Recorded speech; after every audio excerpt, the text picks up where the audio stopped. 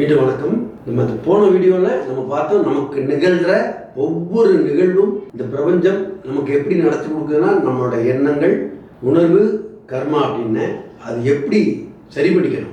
இப்போ பாருங்க, ஒருத்தர் நமக்கு பணம் கொடுக்கணும், நம்ம அவரை தேடி போகிறோம்.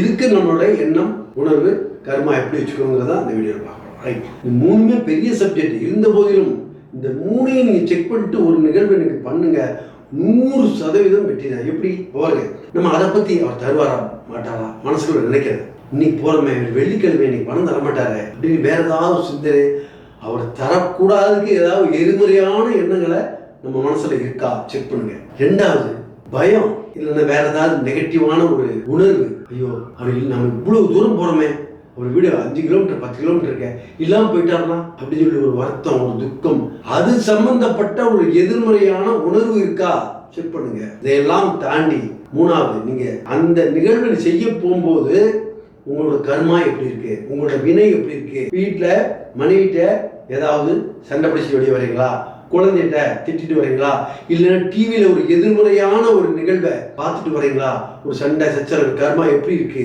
செக் பண்ணுங்க பிரதர். இது முழுக்க முழுக்க என்னோட அனுபவம். இந்த மூணையும் செக் பண்ண முடியுமா? முடியும். செக் பண்ணி போங்க, 100% வெற்றியே கிடைக்கும். நன்றி, உங்கள் ஸ்ரீதர்.